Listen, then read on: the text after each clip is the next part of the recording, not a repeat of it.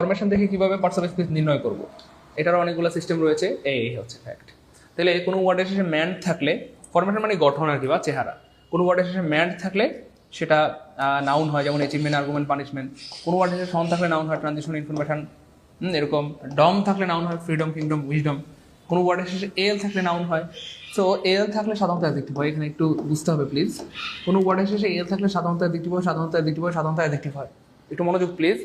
কোনো ওয়ার্ডের শেষে এল থাকলে সাধারণত অ্যাডজেক্টিভ হয়, কিন্তু এই ওয়ার্ডগুলোর শেষে এল থাকলে এরা অ্যাডজেক্টিভ, না সরি নাউন। এরা কি ভাই নাউন। ওয়ার্ডগুলোর শেষে এল থাকলে এরা কি ভাই নাউন। এগুলো একটু ব্যতিক্রম, ধরেন এগুলো ব্যতিক্রম, আমরা ধরে নিলাম কি মনে রাখার স্বার্থে এগুলো ধরেন ব্যতিক্রম। এই জন্য পরীক্ষা এগুলো বেশি আসে, এবং মজার ব্যাপার হচ্ছে এই সবগুলো ওয়ার্ড পরীক্ষা আসে, আমি রেড করে রাখছি এই জন্য। ওই আপনারা ভাইবেন না যে এগুলো আসবে, অলরেডি আসছে এবং আবার আসবে ইনশাআল্লাহ। আমি বলছি না যে আসবে, অলরেডি সবগুলো আসছে এবং আবার আসবে ইনশাআল্লাহ, একটু মনে রেখে প্লিজ। যাই হোক, তাহলে রিমুভের নাউন হবে রিমুভাল। রিমুভ হচ্ছে একটা ভার্ব, এই রিমুভ ভার্বের নাউন হবে রিমুভাল। অ্যারাইভ হচ্ছে একটা ভার্ব, অ্যারাইভের নাউন হবে অ্যারাইভাল। অ্যাপ্রুভ হচ্ছে একটা ভার্ব, অ্যাপ্রুভের নাউন হবে অ্যাপ্রুভাল। এটা আসছে 18তম নিবন্ধনে, এটা আসছে 2022 সালে, সবগুলো আসছে, এগুলো প্রচুর আসে, আবার আবার আসবে ইনশাআল্লাহ। তারপর ডিনাই, ডিনাই শব্দটাই যে ডিনাই, ডিনাই নাউন হবে ডেনিয়াল। তারপর রিফিউজ, রিফিউজের নাউন হবে রিফিউজাল। রিভিউটের নাউন হবে রিভিউটাল। প্রপোজ এর নাউন হবে প্রপোজাল। রিনিউ এর নাউন হবে রিনিউয়াল। সার্ভাইভ এর নাউন হবে সার্ভাইভাল। সার্ভাইভের নাউন হবে সার্ভাইভাল। সার্ভাইভের নাউন হবে সার্ভাইভাল। এইটুকু ক্লাস করে এতটা কনফিডেন্স হচ্ছে, আমি শিক্ষক হয়ে গেছি প্রায়, মোহাম্মদ নাইম শেখ, আলহামদুলিল্লাহ। কনফিডেন্স থাকতে হবে, তো কনফিডেন্স না থাকলে জীবনে স্যার হইতে পারবেন না। স্যার হওয়ার জন্য বাধ্যতামূলক হচ্ছে আপনাকে কনফিডেন্স থাকতেই হবে, আপনাকে থাকতেই হবে।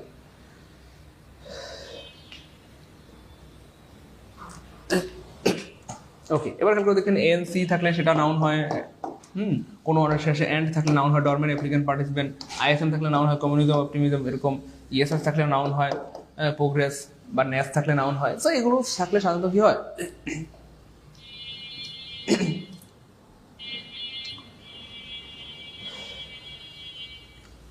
এই হচ্ছে ব্যাপার। তো এইগুলো হচ্ছে ফরমেশন দেখে নাউন নির্ণয় করার টেকনিক। অর্থাৎ যখন পরীক্ষায় একটা ওয়ার্ড দেওয়া থাকবে তখন আমরা দেখবো কি আছে, ওয়ার্ডের শেষে কি আছে সেটা দেখে নাউন নির্ণয় করবো। ইএসএস, আইএসএম, এন্ড এগুলো থাকলে সাধারণত নাউন হয়। আমরা একটু দেখি পরীক্ষায় আসছে নাকি। ইয়েস, এই যে দেখছেন, একদম 18তম নিবন্ধনে, আমাদের সর্বশেষ নিবন্ধন 18তম নিবন্ধন। আল্লাহ পাকের শুকরিয়া, আলহামদুলিল্লাহ বলেন। আর বলেন না আলহামদুলিল্লাহ, আমরা যা পড়াইছি এর থেকে 18তম নিবন্ধনে হুবহু কমন আসছে, আলহামদুলিল্লাহ বলেন। 18তম নিবন্ধনে হুবহু কি কমন আসছে। সেই জন্য মনে রাখবেন, আল্লাহ চান তো 19তম নিবন্ধনে কমন পাবেন, প্রাইমারিতে কমন পাবেন, বিসিএসে কমন পাবেন, 10টি বিশ্ববিদ্যালয়ের পরীক্ষায় কমন পাবেন, ভার্সিটি মেডিকেল নার্সিংয়ে কমন পাবেন ইনশাআল্লাহ, আল্লাহর উপর ভরসা রেখে বলছি। যাই হোক, তাহলে 18তম নিবন্ধনে কিন্তু চলে আসছে যে অ্যাপ্রুভের নাউন কি হবে। দেখেন এই যে শীত থেকে কমন পড়ছে কিনা, দেখেন এই যে শীত থেকে কমন পড়ে গেছে, যে শীতের মধ্যে কিন্তু আসছে। তাহলে অ্যাপ্রুভের নাউন হবে অ্যাপ্রোবাল। তাহলে অ্যাপ্রোবাল নাই কাটা, অ্যাপ্রোবাল নাই কাটা, অ্যাপ্রোবাল নাই কাটা, একটা অপশন আছে, আনসার হবে। তাহলে এই যে রিমুভ শব্দ কমন পড়ে গেছে, এটাও প্রাইমারিতে আসছিল, 2বার আসছে। রিমুভের নাউন হবে রিমুভাল। তারপরে ডিনাই শব্দের নাউন, এটাও কমন পড়ে গেছে, ডিনাই শব্দ নাউন হবে ডেনিয়াল। তারপরে রিফিউজের নাউন হবে রিফিউজাল, কমন পড়ে গেছে আলহামদুলিল্লাহ। What is the noun from propose, প্রপোজের নাউন হবে প্রপোজাল, কমন পড়ে গেছে।